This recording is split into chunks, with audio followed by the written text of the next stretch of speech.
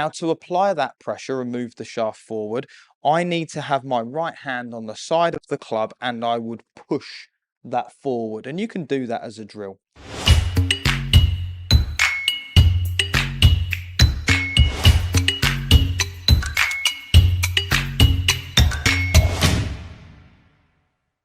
Hi everyone and welcome back to my channel. In today's video, I'm going to be discussing everything around the grip. How I see the grip sit for better compression, how I see it for better loading, but also some different grip types that can actually work for you. So let's get into it. So the grip, it's a funny one because as you walk down the range of a DP World Tour event or a PGA Tour event, you will see all different grip styles and they will match what their wrist angles are doing throughout the swing. So some common things that you'd start to see is if a player had quite a cuppy wrist at the top, so let's assume their wrist is in this flat position and now it's cupped this way, that can affect how the club face sits, okay? And equally, if you had a player that had quite a bowed wrist, so Dustin Johnson immediately sticks out for me, you can see how that changes the orientation of the club face.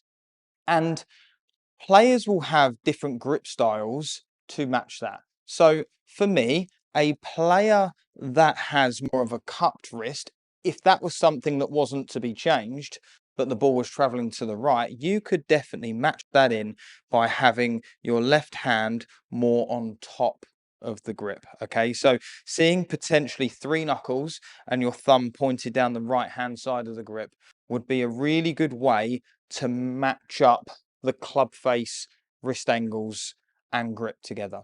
And equally, if you're a player that has quite a shut club face due to being quite bowed in the wrist, then weakening that grip off could be a good place to start as well. So actually allowing your hand or left hand to turn more round to the left, potentially seeing one knuckle and the thumb a little bit more down the center of the grip would be a really good matchup again for the club face, wrist angles and grip. So they all match to make the face point somewhat neutral at the top and hopefully for the duration.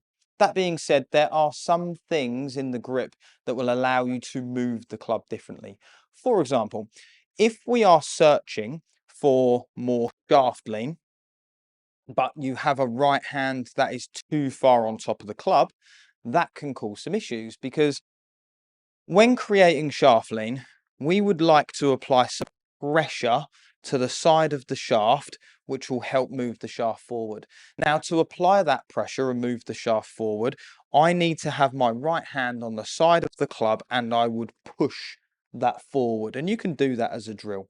From here, if I then grip the club, you will see that my hand is actually relatively neutral, even marginally round to the side.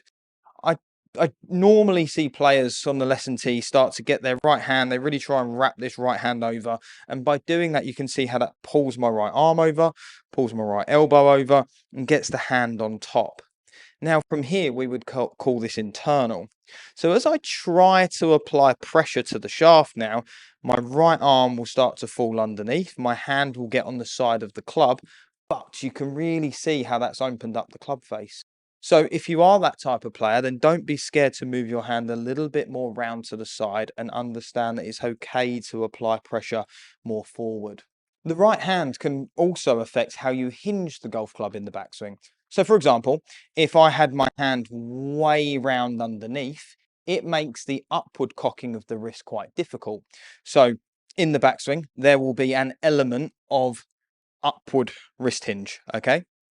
And if my hand is too far underneath, you can see that that upward wrist hinge goes sideways now. It's very difficult to hinge it upwards from there. We'd hinge upwards from this position. So if my hand's like this and I have that hinge, you can see that my wrist works in the opposite direction. So if I do that and I start hinging the club from this angle, you can see how quickly that club will then work behind me, causing potential issues later on. So again, having that right hand in a better spot will really allow you to hinge the golf club appropriately, as well as matching the club face. So if you are someone that's looking for that more neutral grip type, I'm going to give you a few rules of thumb because we've already established that there is no industry standard. So these are the few things that I'd look out for. The first thing being the left hand. If I was going to place the left hand on, there's two main things that I'd look for. We could call this strong when the left hand is too far round to the right, and weak when it's round to the left.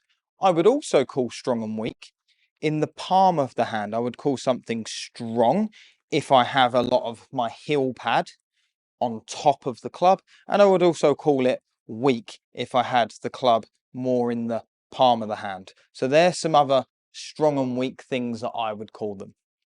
So I would want to see, as you grip it with your left hand, I would want to see a couple of checkpoints if you're looking for neutral. I'd be looking for 2 to 2.5 knuckles on show. I'd be looking for my thumb to be pointing slightly down the right of the grip. And I'd also be looking for my heel pad, so this part of the hand, to be sitting marginally on top. Okay, and a really good drill for that is actually, once I've got it gripped in the hand, I would actually just let go of my little finger and the two fingers next to it and just hold it with my index finger. Now I can do that with ease. It's being held on by the heel pad and my finger is holding it up. If you get that too far in the palm of your hand, you'll really struggle to actually hold on to the club. So there's a good drill. Get it in the heel pad and then let go and see if you can hold on to that. From there, close your hand and you'll see your hand sit somewhat neutral. Going in with the right hand, I would want your fingers to be a little bit more underneath, and then I would have enough hand to wrap over. Again, making sure the hand is almost on the side of the club as I grip it in the trigger parts of the finger, and then my thumb wraps over a little bit, okay?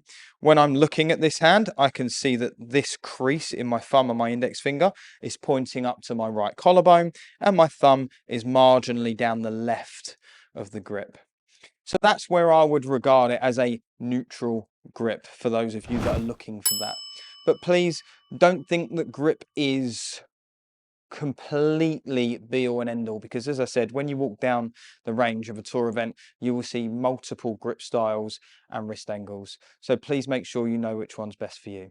So I hope that made a lot of sense, and thanks again for watching. If you did like the video, then please give it a thumbs up, and if you could subscribe to my channel, it'd help me loads. So thanks, and I'll see you soon.